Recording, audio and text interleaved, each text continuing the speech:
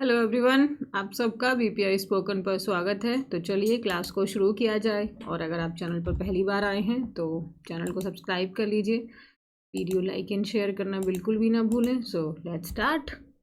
हमारा पहला शब्द क्या है? हमारा पहला शब्द है स्पाइक। अच्छा, स्पाइक से जस्ट अभी मेरे को एक चीज़ याद आई। आपको याद है मूवी आई थी एक, जिसमें जो लड़के थे उन्होंने अपने बालों में जेल लगा के ऐसे ऐसे अपने बाल खड़े कर लेते थे। याद है वो वाला टाइम जब इतने बड़े बड़े यहाँ पे उसकी इतनी हाइट अपने आप इंक्रीज हो जाती थी क्योंकि उसने बाल एकदम पूरा सेट कर लिए है ना, जेल लगा के। तो स्पाइक का मतलब वहीं से आप समझ सकते हो। आपने देखा है ना, वो स्पाइक बनाता था। आप बताना, आप भी बनाते थे क्या स्पाइक उस टाइम पे? अब तो खैर इसका चलन नहीं है, या अभी भी है। तो स्पाइक होता था जब बाल एकदम ऐसे खड़े कर लेते थे। तो स्पाइक में क्या हो गया, बाल खड़े हो गए, यानी कि उस चीज़ में वो इंक्रीज हो गए, है ना। वैसे तो हमारे बाल ऐसे फ्लैट हैं। अब सोचो मैं अपने बाल ऐसे करके पूरा ऐसे खड़े कर लूँ, कितना गंदा लगेगा। तो वो ऐसे खड़े खड़े दिखाई देंगे ना आपको। तो आप ऐसे करके याद रख सकते हो। Very easy, very easy. Spike का मतलब क्या हो गया, किसी चीज़, इसको हम वर्ब एंड नाउन दोनों तरीके से यूज़ कर सकते हैं। इसका मतलब हो गया किसी भी चीज़ में उछाल आना, किसी भी चीज़ में इंक्रीज होना। अब चाहे वो इंक्रीज सडन है, उसके बाद भले ही वो डिक्रीज हो जाए, बट उस समय पे उस चीज़ में क्या आ गया है, जैसे जैसे आप देखते हैं बीमारियां एकदम से स्पाइक हो जाती है, सर्ज हो जाती है, इंक्रीज हो जाती है ना। जब उसका एक सीजन आता है तो वो हो जाता है हमारा इंक्रीज। स्पाइक हो गई मतलब वो इंक्रीज हो गई, राइज हो गई to a higher amount, price और लेवल। अब सिनोनिम्स तो राइज रहेगा, अपटिक हो गया, इंक्रीज हो गया, इंक्रीज हो गया। जंप, जंप आपको पता है ये वर्ब एंड नाउन दोनों होता है। एंड सर्च का मतलब भी इंक्रीज होना, बढ़ जाना। सिर्फ अगर हम इसके एंटोनिम्स में देखें तो डिक्लाइन हो जाना, वो गिर गया, उसमें गिरावट आ गई है, डिक्रीज हो गया है, रिडक्शन हो गया है, फॉल हो गया है। सर्च का अपोजिट फॉल ही हो जाएगा। तो ये समझ में आ गए। जैसे the city has seen a spike in dog bite cases recently. तो अभी हाल फिलहाल में मतलब अचानक से क्या हो गया है कि जो डॉग बाइट केसेस हैं, जो कुत्ते जो काट ले रहे हैं, उनके जो केसेस हैं उसमें स्पाइक आ गया है। मतलब वो नंबर बहुत ज़्यादा इंक्रीज हो गए हैं। सिटी क्या है, ये एक सब आपका एक सिंगुलर नाउन है। सिंगुलर नाउन है तो हमने यहाँ पे वर्ब कौन सी लगाई है, हैज़ लगाई है। और फिर उसके बाद यहाँ पे हमने क्या लगाई है, वर्ब की थर्ड फॉर्म। तो जब भी हम लोग हैज़, हैव या हैड को हम जब भी हेल्पिंग वर्ब की तरह यूज़ करते हैं तो मेन वर्ब के रूप में हम क्या यूज़ करते हैं, वर्ब का थर्ड फॉर्म। ये क्लियर है हमें? ठीक है। बाकी has, have, had main verb की तरह कहाँ काम करता है वो ऑलरेडी मैंने डिटेल में वीडियो बना दी है, नहीं देखी तो वो देख लेना। नेक्स्ट क्या है हमारा, मैसिव। मैसिव का मतलब होता है कोई भी चीज़ जो बहुत बड़ी है। अब वो साइज में बड़ी है, अमाउंट में बड़ी है, नंबर में बड़ी है, किसी भी चीज़ में है, बट वो बहुत बड़ी है। Very large in size, amount और नंबर। सो सिनोनिम्स में देखें तो लार्ज है, huge, vast, colossal, enormous, immense. मतलब वो चीज़ क्या है, एक बड़ी है। कोई प्रॉब्लम भी हो सकती है, कोई चिंता हो सकती है, मैसिव कंसर्न हो सकता है, मैसिव प्रॉब्लम हो सकती है। जैसे यहाँ पे जो घर है वो बड़ा है, वो ह्यूज है, वो लार्ज है। तो ये इसका पार्ट्स ऑफ स्पीच क्या है, एडजेक्टिव है, विशेषता बता रहा है ये। सिनोनिम्स क्या हो जाएगा, स्मॉल है, लिटिल है, छोटा सा है, टाइनी है, ट्रिवियल है। जैसे कहते हैं यार तुम लोग कितनी छोटी छोटी बातों पे झगड़ा करते रहते हो, तो है ना। तो ट्रिवियल, ट्रिवियल का मतलब बहुत छोटी छोटी बात है। यहाँ पे समझ में आ गया। तो उनका जो हाउस है वो कैसा है, मैसिव है। नेक्स्ट वर्ड क्या है हमारा, suo motu cognizance. Suo motu का मतलब क्या होता है, सुओ मोटो का मतलब हो जाता है जब आपकी सुप्रीम कोर्ट या हाई कोर्ट जो है वो उस केस को खुद ही उसको अपना उसमें ले लेते हैं, एक्शन में ले लेते हैं। तो सुओ मोटो का मतलब होता है, ये स्पेशली सुओ मोटो का होता है ओन इट्स ओन मोशन। मतलब हम जो कोर्ट है उसने खुद ही उसके ऊपर कार्रवाई की। अब उसमें किसी थर्ड पार्टी ने अगर उसमें केस नहीं किया, बट कोर्ट को लगा कि ये प्रॉब्लम है, तो कोर्ट वहाँ पे खुद ही उसको अपने एक्शन में ले लेगा। अगर हम सेपरेट कॉग्निजेंस का मतलब बात करें तो कॉग्निजेंस का ही मतलब हो जाता है अवेयर, उस बात को अपनी नॉलेज में लेना। तो सुओ मोटो कॉग्निजेंस का मतलब पूरे का हो जाता है कि जब कोर्ट ने खुद ही उस बात को अपनी नॉलेज में ले लिया। जैसे कोर्ट के पास में केस जाता है ना, आपका एक पर्सन है जो आपका प्रोसिक्यूट है, एक डिफेंडेंट है, तो इस तरीके से केस कोर्ट में जाता है। बट सुओ मोटो कॉग्निजेंस में क्या हुआ, कोई आपका प्रोसिक्यूटर नहीं है, वो कोर्ट ही उसमें कह रहा है कि हाँ जैसे कोई सेक्सुअल हैरेसमेंट हो गया या कोई जैसे दिल्ली में पॉल्यूशन वगैरह हो गया, ऐसे केसेस नहीं, तो इस तरीके के केसेस को कोर्ट खुद ही अपने संज्ञान में ले लेता है, तो वो सुओ मोटो हो जाता है। जैसे अब यहाँ पे देखो इसको एक्सप्लेन क्या हुआ, an action taken by government agency, court और other central authority on their own understanding without any request by the parties involve. मतलब उसको कोई भी आपका प्रोसिक्यूटर नहीं है, उसको खुद ही कोर्ट ने या मतलब जनरली कोर्ट की बात करते हैं, उन्होंने अपने संज्ञान में ले लिया है कि ये प्रॉब्लम है, इसके ऊपर कार्रवाई होने की ज़रूरत है। डन हो गया। आगे देखें, नेक्स्ट वर्ड क्या है हमारा, मैनेस। मैनेस का मतलब क्या हो जाता है, इसका मतलब होता है खतरा। तो डेंजर है, खतरा है, सो पैरिल, रिस्क, हजार्ड, जियोपार्डी। अब खतरा है तो इसका एंटोनिम क्या होगा, सुरक्षा हो गया, प्रोटेक्शन हो गया, वार्ड हो गया, शील्ड हो गया, गार्ड हो गया। जैसे ड्रंक ड्राइवर्स मतलब वो ड्राइवर जो पिए हुए होते हैं, वो हर किसी के लिए क्या होते हैं, खतरा होते हैं। तो जो पिए हुए ड्राइवर्स होते हैं, ड्रंक यहाँ पे क्या है आपका एडजेक्टिव की तरह काम कर रहा है ना, तो वैसे वर्ब भी होता है, बट ये यहाँ पे नाउन को मॉडिफाई कर रहा है। कैसे ड्राइवर, पिए हुए ड्राइवर्स जो हैं वो हर किसी के लिए क्या है, मेनेस हैं, खतरा है। अगेन ये क्या हो गया, आप आर्टिकल के बाद में आप इसको पहचान सकते हो। देखो यहाँ फिर देखोगे तो ये प्रेपोजिशन है, उसके बाद ये दूसरा नाउन हो गया, प्रोनाउन हो गया। तो ये क्या है, ये अपने आप में नाउन है, आप ऐसे पहचान लोगे। अच्छा, ये वर्ब की तरह भी काम करता है, बट हमने यहाँ पे इसको नाउन की तरह रखा है। नेक्स्ट है हमारा ओपाइन। बहुत आसान है। ओपिनियन आपने शब्द सुना है, राय है ना, मेरी ओपिनियन ये है, मेरी ओपिनियन ये है। तो ओपिनियन मतलब मेरा विचार ये है, मेरी राय ये है। तो ओपिनियन क्या है, नाउन है। ओपिनियन क्या है, नाउन है। अगर हम ओपिनियन का ही वर्ब फॉर्म बनाएंगे तो ओपिनियन का वर्ब फॉर्म बन जाएगा ओपाइन, ओपिनियन का वर्ब फॉर्म बन जाएगा ओपाइन। इससे आसान और क्या हो सकता है उसको लर्न करना। ओपिनियन हम लोग बोलते हैं, मेरी ओपिनियन में तुम्हें वहाँ नहीं जाना चाहिए, मतलब मेरी राय में तुम्हें वहाँ नहीं जाना चाहिए।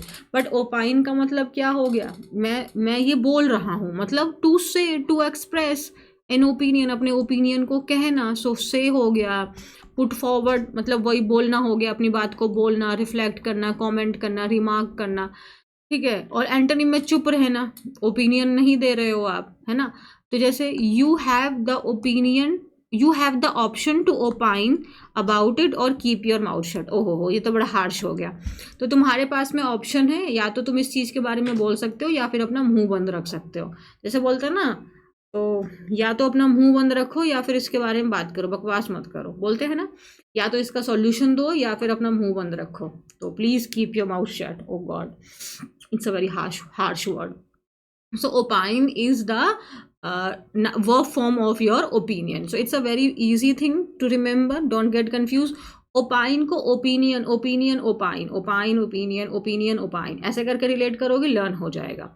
नेक्स्ट वर्ड क्या है हमारा, क्रूशियल। जैसे कहते हैं ना, ये क्रूशियल मैटर है, अभी मुझे डिस्टर्ब मत करो, मैं क्रूशियल काम कर रहा हूँ।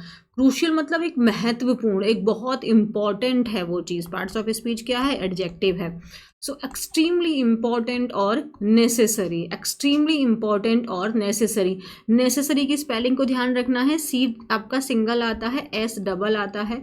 जनरली बच्चे कंफ्यूज हो जाते हैं सी को लेके। देखो जहाँ भी लेटर आपके डबल हो रहे होते हैं, या जहाँ हम डबल लगा रहे होते हैं, या जहाँ सिंगल आना चाहिए डबल लगा रहे हैं, डबल आना चाहिए हम सिंगल लगा रहे हैं, ऐसी चीज़ों पे बहुत फोकस करना चाहिए। ये एक हमारा वीक एरिया होता है, यहाँ मिस्टेक हाई होती है। सो नेसेसरी में सिंगल सी आता है, NECSSARY। सो क्रूशियल चीज़ है, मतलब वो एक इम्पॉर्टेंट चीज़ है, मेजर है, की रोल मतलब एक इम्पॉर्टेंट रोल प्ले करता है, क्रिटिकल है।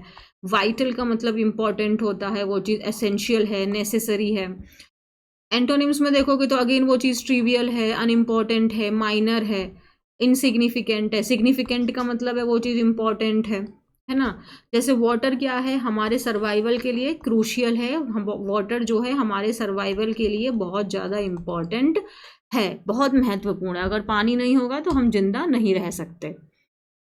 नेक्स्ट क्या है हमारा पैसिव इम्यूनिटी। अगर हम इसको एक कंप्लीट फ्रेज की तरह यूज कर रहे हैं, सो पैसिव इम्यूनिटी क्या हो जाएगा, इम्यूनिटी मतलब ताकत हो गया। तो अब पैसिव इम्यूनिटी कौन सी होती है, वो शॉर्ट टर्म इम्यूनिटी जो हमें किसी दवाई वगैरह से मिल जाती है ना। तो जैसे हम लोग कोई मेडिसिन वगैरह कंज्यूम करते हैं तो उससे हमारी बॉडी को, जैसे हमने बीमारी होती है हमें कोई, तो हम मेडिसिन खाते हैं ना, तो उससे क्या होता है, वो जो भी वो बैक्टीरिया है, माइक्रोवेव है, वो मर जाता है। तो हमारी बॉडी में वो पैसिव इम्यूनिटी क्रिएट हो जाती है। क्योंकि हमें मेडिसिन इसीलिए खानी पड़ती है क्योंकि हमारी बॉडी उस समय पे कमज़ोर होती है खुद की इम्यूनिटी क्रिएट करने में, तो इसीलिए हमें एक्सटर्नल इम्यूनिटी अपनी बॉडी को देनी पड़ रही है। So short term immunity which results from the introduction of antibodies from other person or animal। बात समझ में आ गई। नेक्स्ट वर्ड क्या है हमारा, नेक्स्ट वर्ड है हमारा प्रोफिलैक्सिस। प्रोफिलैक्सिस का मतलब आपने सुना होगा, ये टर्म न्यू आपको दिख रहा होगा, बट ये टर्म न्यू है, मीनिंग इसका पुराना ही है। क्या होता है, किसी भी चीज़ का आपको जो ट्रीटमेंट जो हम करते हैं, है ना, ट्रीटमेंट गिवन और action taken to prevent disease, मतलब प्रिवेंशन हो गया, प्रोटेक्शन हो गया। सो प्रोफिलैक्सिस का मतलब क्या होता है, उसको जो उपचार है, उपचार है ना, ट्रीटमेंट जो है, जो एक्शन लिया गया है उस बीमारी को रोकने के लिए, तो जो प्रिवेंशन हम कर रहे हैं। आपको पता है ना, प्रिवेंट आपका वर्ब होता है, प्रिवेंट का मतलब किसी चीज़ को रोकथाम करना, और प्रिवेंशन का मतलब रोकथाम हो गया। सो प्रोफिलैक्सिस का मतलब भी रोकथाम है, किसी चीज़ को आप एक्शन ले रहे हैं। आप जैसे अब सपोज करो कि अभी आपका अक्टूबर वाले टाइम पे दिल्ली में तो बहुत ज़्यादा सर्ज हो जाता है बैक्टीरियल के, उसका वायरल हो जाता है ना, कौन सा वाला होता है वो, डेंगू वाला, जो जो फ्लू होता है वो बहुत ज़्यादा फैलता है। तो उसके लिए क्या किया जा सकता है, जैसे जो जहाँ पे वाटर आपका कलेक्ट हो जाता है उन प्लेसेस को क्लीन रखा जाए, ऐसा कोई गंदा एरिया ना हो जहाँ पे मच्छर पैदा हो सके। तो आप देखते हैं घर पर पे आके चेक करते हैं, तो वो क्या कर रहे हैं, वो रोकथाम करने की कोशिश कर रहे हैं, है ना, वो प्रिवेंशन कर रहे हैं, वो बचाव कर रहे हैं, वो प्रोटेक्शन कर रहे हैं, सेफ गार्ड कर रहे हैं वो। तो हम उपचार ले रहे हैं, है ना। तो ट्रीटमेंट गिवन और action taken to prevent disease, prevent सही बन गया प्रिवेंशन, ठीक है। सो प्रोफिलैक्सिस मतलब रोकथाम। So all persons at risk should receive prophylaxis, मतलब वो सारे व्यक्ति जो खतरे में हैं उन सबको, उनको क्या मिलना चाहिए, उनको ट्रीटमेंट मिलना चाहिए ताकि वो बचाया जा सके। तो यहाँ पे क्या है, ये आपका प्रिवेंशन से ही आप समझ लोगे, ये नाउन है, तो ये भी आपका क्या हो गया, नाउन हो गया। नेक्स्ट वर्ड क्या है हमारा, अब इसकी जो प्रोनाउंसिएशन है उसमें कंफ्यूजन होना बहुत नॉर्मल है। अब ऐसा बोलो, आप पहले ये शब्द बोलने से बोलो बाबा बाबा बाबा, okay ma'am what, yes it's you know what, it's harbour, it's not harbour, it's harbor, ha and b, it's harbor। So HARBOUR की प्रोनाउंसिएशन एकदम डिफरेंट हो जाती है, इट्स हार्बर, इट्स हार्बर। तो यू ट्राई टू से बाबा and then you will say harbour, you will correct yourself. तो यहाँ पे इसका मतलब हो गया टू कंटेन एनीथिंग, कंटेन जैसे यहाँ पे टू कंटेन द बैक्टीरिया और anything and that can cause disease, और टू स्प्रेड अ बैक्टीरिया की स्पेसिफिक बात करेंगे तो ये हो जाएगा। हार्बर का मतलब होता है किसी चीज़ को कंटेन करना, have, keep, retain, you remember retain का मतलब था ना उस चीज़ को होल्ड करके रखना, उसको कंटिन्यू रखना, या फिर उसको याद रखना रिमेंबर वाला सेंस में, जैसे I can't retain all the vocabulary है ना, होल्ड करना, कैरी करना। सो जो बाथरूम के जो डोर्स होते हैं ना उसमें बहुत सारे जम्प्स क्या होते हैं, तो दे हार्बर सो मैनी जम्प्स। भैया बहुत सारी बीमारियां हो सकती हैं। अच्छा जी, यहाँ तक कलेक्ट सही है, ओके जी। अब हम आ गए स्पेलिंग्स पे। आज हम स्पेलिंग्स में कुछ अच्छा करने वाले हैं। कहोगे मैम रोज बुरा करते हैं, नहीं रोज अच्छा करते हैं, आज भी अच्छा करेंगे। अब आपको दिखाई दे रहा होगा कुछ कॉमन सा, पहले इसको हम एक बार रीड करते हैं। Receive, deceive, receipt, conceive and conceit. अच्छा, अब आपको क्या कॉमन दिखाई दे रहा है, मैम आपने कुछ ना EI वाला खेल किया है आज, कतई सही, वो एकदम सही पकड़े हो। तो EI का हम खेल किए हैं। हम लोग जनरली कंफ्यूज नहीं हो जाते, अगर मैं आपको रिसीव की स्पेलिंग बोलूँ तो हमें कंफ्यूजन कहाँ आता है, बाकी सब तो सही है, ये यहाँ कंफ्यूजन नहीं आएगा, सी में भी कंफ्यूजन नहीं आता, हम यहाँ तक सही जाते हैं। वी। हम यहाँ पे कंफ्यूज होते हैं कि इसमें आई ई भरें कि हम इसमें ई आई भरें, यही कंफ्यूजन है ना आप लोगों का। तो उसी के आज मैंने सोचा कि चलो ऐसी ही स्पेलिंग उठाई जाए। तो रिसीव शब्द मेरे को पैसेज में मिला था, बाकी मैंने खुद से क्रिएट कर दिया। तो चलिए जी देखते हैं। अब अगर आप यहाँ पे देखोगे सब में ई आई वाला लॉजिक हमने लगाया है, तो हमको बहुत कंफ्यूजन होती है कि हम आई ई लगाएं कि हम ई आई लगाएं, आई ई लगाएं कि हम ई आई लगाएं। जैसे रिसीव है तो रिसीव की स्पेलिंग अब अगर हमें ये वाली मिल जाएगी तो हम कंफ्यूज हो जाते हैं। कंफ्यूजन होना इसमें एक बहुत हाई चीज़ है ये। तो अब हम वही देखते हैं। अब आप एक बार फिर से इन शब्दों को रीड करो, receive, deceive, receipt, conceive, conceit. Receive का मतलब आपको पता है किसी भी चीज़ को लेना है ना, रिसीव करना। डिसीव का मतलब होता है धोखा, डिसीव का मतलब धोखा देना, डिसीव का मतलब धोखा देना। आप कह रहे होगे यार मैम ये क्या बोल रही, इसको तो हम कुछ और प्रोनाउंस करते हैं, रिसीप्ट बोलते हैं, बट इसका एकदम अलग हो जाता है। ये होता है आपका रिसीट, रिसीट। इसका साउंड आता है रिसीट, रिसीट, रिसीट। ये कंसीव होता है। कंसीव जैसे आपने सुना है बेबी वगैरह को जो कंसीव करने को होता है, बेबी कंसीव नहीं हो रहा है उसका, या उसने बेबी कंसीव कर लिया है, तो वो प्रेगनेंसी वाला कंसीव होता है। या कंसीव का मतलब कोई चीज़ को कंसीव करना, किसी आइडिया को समझना, है ना, या किसी चीज़ को आपका एक नोशन है, आपका एक विचार है, आपकी एक आप ऐसा अभी भी इमेजिन कर रहे हो। तो कंसीव का एक तो बेबी को हो गया, आप बेबी को कंसीव करते हैं। उसके अलावा जब प्रेगनेंसी होती है तो कंसीव करते हैं ना। और उसके अलावा किसी बात को कंसीव करना मतलब अपने बात को भेजे में लेना, समझना, उस बात को दिमाग में आनी, या आप ऐसा इमेजिन कर रहे हो। और कंसीट का मतलब होता है जब आप बहुत घमंडी होते हो, प्राइड आपको अपने ऊपर कुछ ज़्यादा ही है कि मैंने तो बहुत कुछ अचीव कर लिया है ज़िंदगी में। तो ये इनके मीनिंग है। अब देखो, अब अगर आपने ध्यान दे रहे होगे इतनी देर से तो आप क्या नोटिस कर रहे हो, सी E I V E, C E I, C E I, C E I, C E I and C E आई। आप देख रहे हो, हाँ यार मैम सही बोल रहे हो। आप एक चीज़ ऑब्जर्व करो, ये सी के बाद में जो आ रहा है ये ई आई आ रहा है, यही इसका कॉन्सेप्ट है। तो जनरली जब हम लोग रिसीव मतलब जब भी हम लोग आई ई और ई आई के अंदर कंफ्यूज होते हैं, तो जब आपका ये सी वाला जो लेटर है, सी के बाद में जो हम लगाते हैं वो जनरली हम क्या लगाते हैं, ई आई।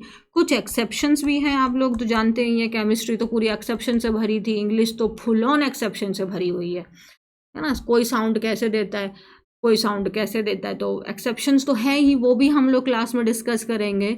बट अभी के लिए आप ऐसा याद रखेंगे, जो जनरली जो 90% आपके जो शब्द आते हैं, जो सी आता है लेटर, तो सी के बाद जनरली हमारा क्या आता है, ई आई आता है।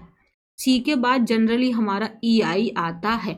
ये चीज़ आप अपने दिमाग में रखेंगे। कुछ हैं जैसे सीलिंग की स्पेलिंग है वो अलग हो जाती है, बट हम 90% केसेस पे फोकस करते हैं, 10% को हम बाद में डील करेंगे। सो 90% कहता है कि जब सी आता है लेटर, उसके बाद में हम लोग जनरली ई आई लगाते हैं, ना कि हम आई ई लगाते हैं। तो एक रूल आप ये चीज़ याद रखेंगे, एक कॉन्सेप्ट आप ये याद रखेंगे कि सी के बाद जब हमारा जनरली आता है वो ई आई आता है। तो अब सबकी स्पेलिंग में देखो, रिसीव की स्पेलिंग में are E C E I V E हो गया रिसीव, डिसीव हो गया डी ई सी ई आई वी ई हो गया डिसीव, रिसीट हो गया R E C E I P T. यहाँ पे पी तो साउंड ही नहीं कर रहा है, तो सोचो यार पी साउंड ही नहीं कर रहा है, रिसीट में पी तो साउंड ही नहीं है, कन्फ्यूजन कितना सारा है। कंसीव में सी ओ एन सी ई, फिर सी ओ एन सी ई आई वी ई, कंसीव हो गया। और कंसीट में सी O N C E I T हो गया, कंसीट। ये सारी स्पेलिंग याद हुई, मीनिंग समझ में आ गया। रिसीव का, डिसीव मतलब धोखा देना, यू कांट डिसीव मी, है तो मुझे धोखा नहीं दे सकते हो।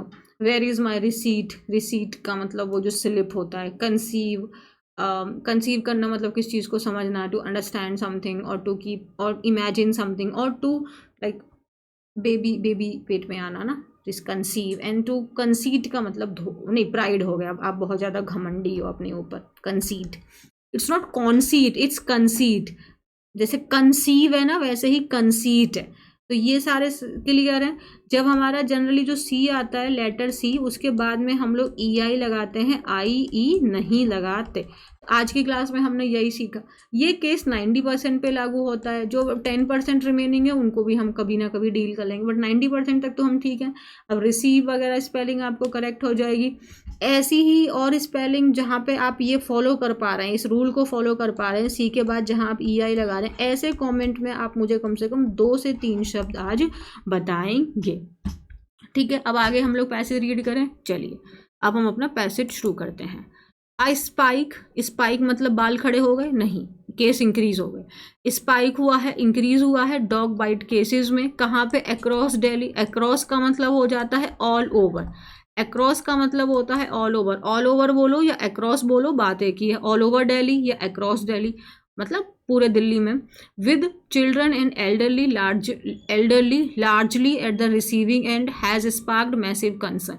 अगर मैं एक बात बोलूँ, यहाँ पे देखो, ये आपको क्या दिया है, ये आपको दिया है कॉमा, इसको जरा काट दो, मतलब इसको रीड मत करो, छोड़ दो इसको, ऐसे रीड करो। A spike in dog bite cases across Delhi has sparked massive concern. समझ में आया? ये एक एडिशनल इन्फॉर्मेशन दी हुई है, with children and elderly largely at the receiving end. अगर आप नहीं पढ़ोगे तो भी कोई दिक्कत नहीं है। ये एडिशनल इन्फॉर्मेशन क्या दी है कि जो ये डॉग बाइट केसेस हैं, वो जनरली बच्चे और जो बूढ़े लोग हैं वो इससे ज़्यादा सफ़र कर रहे हैं, वो उनको ज़्यादा ये प्रॉब्लम फेस करनी पड़ रही है, क्योंकि बच्चे हैं वो नहीं अपने आप को प्रोटेक्ट कर पा रहे, बूढ़े हैं वो भी अपने आप को प्रोटेक्ट नहीं कर पाए, तो रिसीविंग एंड पे कौन है? उन लोगों को ज़्यादा वो चीज़ झेलनी पड़ रही है। ठीक है, अब यहाँ पे देखो, आई स्पाइक, ये वर्ब हुआ, स्पाइक हुआ है, तो ये वर्ब है। अब सॉरी, ये सब्जेक्ट है हमारा, ये सब्जेक्ट है। सब्जेक्ट के हिसाब से वर्ब आ गई हैज़ हेल्पिंग वर्ब, और मेन वर्ब हो गई हमारी स्पार्क्ड। मैसिव कंसर्न, कंसर्न का मतलब चिंता हो गई, और मैसिव मतलब बहुत ज़्यादा, एडजेक्टिव हो गया। स्पार्क कर देना मतलब उस चीज़ को भड़का देना, इंक्रीज कर देना। ठीक है, तो आपका सब्जेक्ट कौन है? स्पाइक। तो स्पाइक किस चीज़ में? डॉग बाइट के केसेस में, पूरी दिल्ली में उसने क्या कर दिया है? बहुत ज़्यादा चिंता को बढ़ा दे दिया है। और ज़्यादातर इसको कौन लोग को प्रॉब्लम हो रही है? बच्चों को, और जो बूढ़े लोग हैं उनको ज़्यादा प्रॉब्लम हो रही है। With 3 big hospitals in the city, 3 बड़े हॉस्पिटल, जिसमें Safdarjung, doctor Ram Manohar Lohia and Hindu Rao hospital हैं, ये देख रहे हैं। विटनेस करना, किस चीज़ को देखना? एक सर्ज हो गया है, मतलब स्पाइक का ही सिनोनिम है, सर्ज हुआ है किसके केसेस में? डॉग बाइट के केसेस में। पिछले कुछ सालों में, last few years, experts have cautioned that medical attention is necessary within 24 hours of the bite. तो जो एक्सपर्ट्स हैं, एक्सपर्ट्स ने क्या दिया है? चेतावनी दी है, आपको कॉशन किया है, आपको सावधान किया है। एक्सपर्ट्स प्लूरल हुआ, हैव आया, हैव के बाद V3 आया। क्या कॉशन किया है? कि जो मेडिकल अटेंशन है, अटेंशन आपका सब्जेक्ट हो गया, वो नेसेसरी है, ये अटेंशन सब्जेक्ट हुआ तो वो आ गई।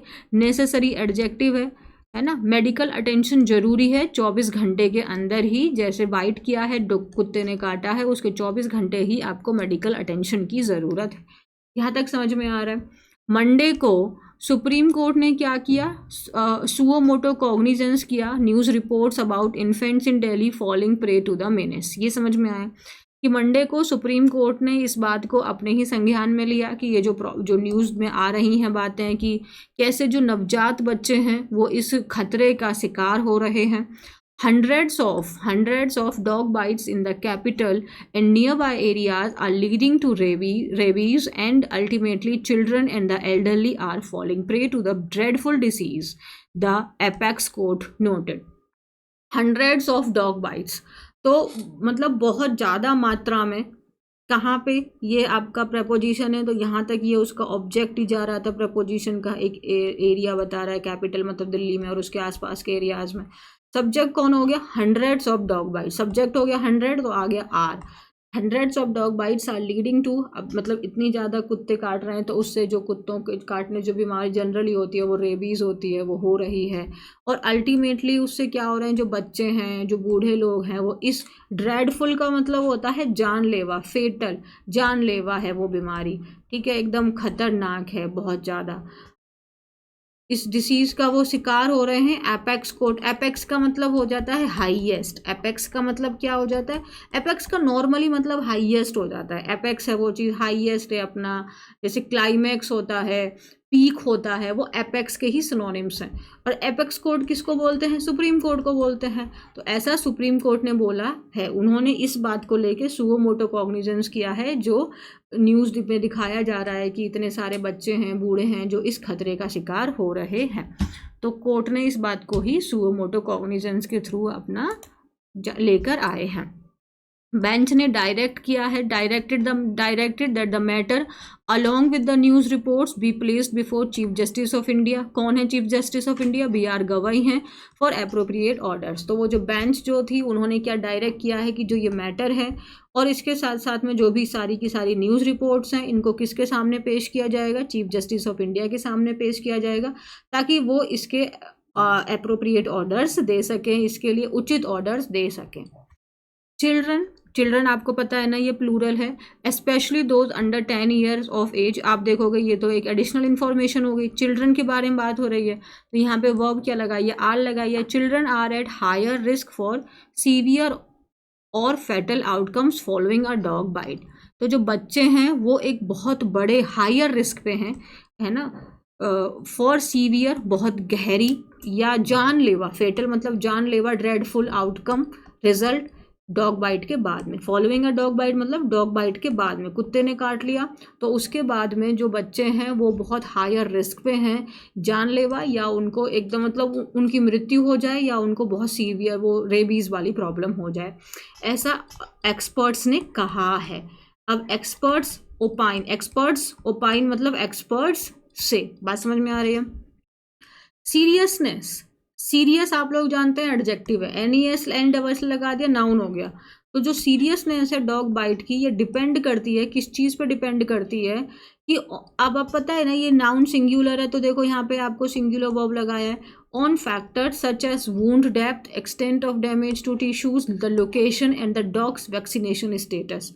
तो डॉग बाइट की जो सीरियसनेस है, जो गंभीरता है, वो कई सारे फैक्टर्स पर डिपेंड करती है। सच एज का मतलब जैसे कि जो घाव है वो कितना गहरा हुआ है, और कितने टिश्यू कितना हद तक डैमेज हुआ है, कहाँ पे उसने काटा है, और जो वो डॉग है, वो जो कुत्ता है, उसकी वैक्सीनेशन कब हुई है, कैसे हुई है।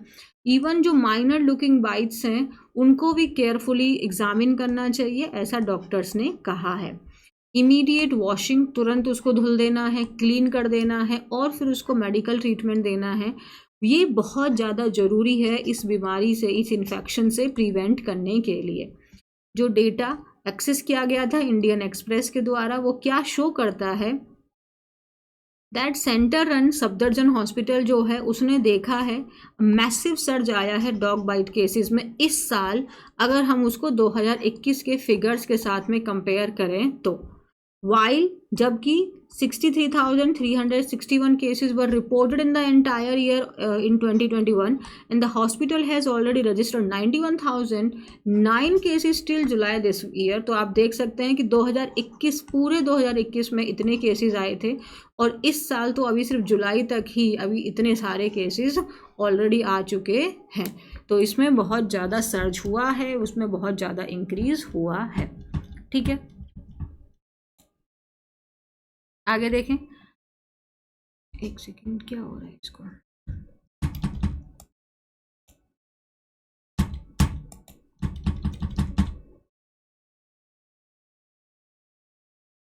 चलो हम ऐसे ही, ओके आगे। अब यहाँ पे बोला है ये एक हॉस्पिटल है जिसमें 39,216 केसेस रजिस्टर्ड हुए थे अप्रैल 22 से लेके मार्च 23 के बीच में, और अब ये जो नंबर हैं वो इंक्रीज़ हो गए हैं, 45,000 से तक हो चुके हैं मार्च 2025 में ही, जिसमें 13% का इंक्रीज़ आया है। ये एक दूसरे हॉस्पिटल की एक बात हो रही है। एक MCD रन हॉस्पिटल है, उसमें इतने सारे के डॉग बाइट केसेस को रिपोर्ट किया गया था जुलाई 28 दिस ईयर टिल जुलाई, मतलब इसी साल के 28 जुलाई तक में इतने केसेस यहाँ पे रिकॉर्ड आपके रजिस्टर करे गए थे। जिसमें 40% हायर केसेस हुए हैं अगर हम लास्ट ईयर की बात करें तो। आगे फॉर ट्रीटमेंट के लिए हम प्रोवाइड करते हैं एंटी रेबीज सीरम, जो प्रोवाइड करता है पैसिव इम्यूनिटी, मतलब उस समय के लिए इम्यूनिटी प्रोवाइड कर देता है रेबीज़ के आपके अगेंस्ट में, क्योंकि डॉग बाइट होता है तो रेबीज़ बीमारी होती है। In post exposure prophylaxis, post exposure prophylaxis का मतलब क्या हो जाएगा कि वो डॉग, पोस्ट का मतलब होता है बाद में, है ना। पोस्ट जैसे आप लोग देखते हैं प्री, है ना, प्री एग्ज़ाम होता है आपका, प्रीलिम्स होता है, फिर मेंस होता है, तो प्री क्या हो गया, प्री का मतलब ये होता है बिफोर, प्री का मतलब होता है बिफोर। जैसे प्री वेडिंग शूट होता है ना, शादी से पहले ही शूट किया जा रहा है, तो प्री वेडिंग शूट हो जाता है बिफोर, और आपका पोस्ट वेडिंग शूट हो जाएगा जो शादी के बाद में हो रहा है फोटोशूट, तो वो पोस्ट मतलब आफ्टर होता है। तो अब डॉग ने बाइट कर लिया, एक्सपोजर हो चुका है, तो उसके बाद में जो ट्रीटमेंट दिया जाता है उसमें हम पैसिव इम्यूनिटी प्रोवाइड करते हैं, है ना। वो इंडिविजुअल्स जिनको ये बीमारी हुई है या जिनको मतलब कुत्ते ने काटा है, और इस चीज़ का जो स्टॉक है वो हमारे पास सफिशिएंट नंबर में है। एडिक्वेट नंबर मीन्स हमारे पास पर्याप्त नंबर में है, enough we have, a senior officer ने ऐसा कहा। डॉग बाइट्स जो हैं ये डेंजरस हैं, क्योंकि जो बैक्टीरिया जो होता है एनिमल्स के माउथ में वो बहुत सीरियस इन्फेक्शंस क्रिएट करता है। कॉज करना मीन्स क्रिएट करना, ठीक है। क्या जो लोग हैं अगर उसको रेबीज़ हो गई है तो क्या उसके सर्वाइव होने के चांसेस हैं, क्या वो सर्वाइव कर सकता है, ये एक फ्रीक्वेंटली आस्क क्वेश्चन है अगर डॉग बाइट्स के ऊपर में बात की जाती है। तो अगर उस पर्सन को तुरंत नहीं ट्रीट किया गया और उसको रेबीज़ हो गया तो क्या उसको बचाया जा सकता है, क्या वो इंसान बच पाएगा, ये एक फ्रीक्वेंटली आस्क क्वेश्चन है।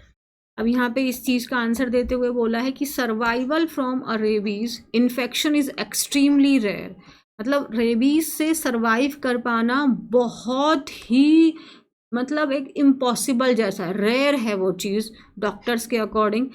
One symptoms appear, rabies is considered one of the deadliest infections known with a nearly 100% fatality rate. Oh God! तो एक बार अगर रेबीज़ के सिम्टम्स दिखने लग जाते हैं तो रेबीज़ को कैसा कंसीडर किया गया है, माना गया है कि ये कई सारी बीमारियां हैं जैसे जिनका कोई क्योर नहीं है, उसमें से एक ये है। वन ऑफ द डेडलीस्ट का मतलब कई सारे ऐसे जानलेवा जो बीमारियां हैं उसमें से एक रेबीज़ है, और जिसका जो डेथ रेट है, फर्टेलिटी का मतलब आपका जैसे हमने पढ़ा था ना, भी फेटल, याद है ना। तो फेटल का मतलब क्या था, आपका एडजेक्टिव था जानलेवा, और फर्टिलिटी मतलब नाउन बन गया, ITY लग के नाउन बन गया यहाँ पे। तो ये 100% है। ओनली सिर्फ कुछ ही हैंडफुल, कुछ चुनिंदा, हाथ भर के मतलब कुछ चुनिंदा ही ऐसे ह्यूमन सर्वाइवर्स हैं जो इससे बचे हैं पूरी दुनिया में। जो रेबीज से कुछ ही ऐसे चुनिंदा लोग हैं जो इससे बच पाए हैं, और ये अक्सर वो बच भी इसीलिए पाए हैं क्योंकि उनको एक्सट्रीमली बहुत ज़्यादा उनको क्रिटिकल केयर में उनको दिया गया था, और उनको जो इन्फेक्शन था वो weekend strain of the virus से था। तो ये कुछ ही चुनिंदा लोग हैं जो बच पाए हैं। तो एक बार अगर रेबीज़ के सिम्टम्स दिखने लगते हैं तो वो एक मतलब नेक्स्ट टू इम्पॉसिबल जैसा है उससे बच पाना। तो seeking medical care within 24 hours of any animal bite that breaks the skin is vital to reduce the risk of bacterial infection, tetanus और contracting fatal disease like rabies according to experts. Seeking मतलब taking, तो medical care आपको 24 घंटे के अंदर ही लेना। किसी भी एनिमल ने अगर बाइट किया है जो हमारी स्किन को उसके बाइट से हमारी स्किन ब्रेक हो गई है, तो ये बहुत ज़्यादा इम्पॉर्टेंट है, बहुत वाइटल है 24 घंटे के अंदर में ही मेडिकल केयर लेना, ताकि जो बैक्टीरियल इन्फेक्शन है उसको रिड्यूस किया जा सके, और जो जैसे जानलेवा बीमारियां जैसे रेबीज़ है ऐसी बीमारियों को रिड्यूस किया जा सके, बचाया जा सके। कंट्रैक्टिंग, ठीक है। Even apparently minor bites can drive bacteria deep into tissue, leading to infection that may develop rapidly with symptoms such as redness, swelling, discharge और fever, caution experts। तो यहाँ तक आपको ऐसा नहीं है कि अगर आपको कोई जैसे किसी ने कुत्ते ने काट लिया और आपको लग रहा है हल्का सा ही तो काटा है, तो अगर वो माइनर है, बहुत हल्का सा बाइट है, तब भी उससे बैक्टीरिया जो है वो टिश्यू के अंदर जा सकता है, जिससे बहुत ज़्यादा इन्फेक्शन हो सकता है। है ना, रैपिडली, मतलब बहुत जल्दी से वो इन्फेक्शन आपका फैल जाएगा। तो जिसमें आपको सिम्टम्स दिखाएंगे, वो एरिया रेड हो रहा है, उसमें स्वेलिंग आ रही है, डिस्चार्ज उसमें से कुछ निकल रहा है, फीवर आ रहा है आपको, तो ऐसी चीज़ें के लेके भी जो एक्सपर्ट्स हैं उन्होंने कॉशन किया है, चेतावनी दी है कि अगर वो माइनर लुकिंग आपका बाइट है, स्टिल वो एक बड़ी प्रॉब्लम क्रिएट हो सकता है, तो आपको मेडिकल केयर तुरंत वहाँ पे लेनी चाहिए। Okay, so we are done with this. So today we completed the article. I hope आपको ये चीज़ें क्लियरली समझ में आ गई होंगी। और अगर आप के आसपास में ऐसी आपको कोई लगता है कि वहाँ पे बहुत ज़्यादा कुत्ते हैं, या देखो, I am not against it कि डॉग्स को हमें नहीं खाना खिलाना चाहिए, बट ये भी तो एक सच है ना कि इतने सारे केसेस इंक्रीज़ हो रहे हैं, तो ये बहुत बड़ी प्रॉब्लम है। तो अगर आप में से किसी को, अगर आपके रिलेटिव्स में से किसी को ऐसी प्रॉब्लम होती है, तो तुरंत उस चीज़ का उपचार हमें करना है। ये आज का हमारा एक बहुत बहुत इम्पॉर्टेंट लर्निंग है इंग्लिश के साथ साथ में। सो हमने बहुत सारी वोकैब की, स्पेलिंग्स की, आर्टिकल रीड किया। थैंक यू वेरी मच, है ना, आप इतने अच्छे से चीज़ें सीख रहे हैं। और क्या करना है, मैंने कोई होमवर्क दिया है तो वो होमवर्क कर देना, मतलब कमेंट में बता देना मेरे को। और वीडियो लाइक एंड शेयर कर देना। जो हाइप का ऑप्शन है वो तो करना ही है, और क्या करना है, और पढ़ाई करते रहने। Bye bye.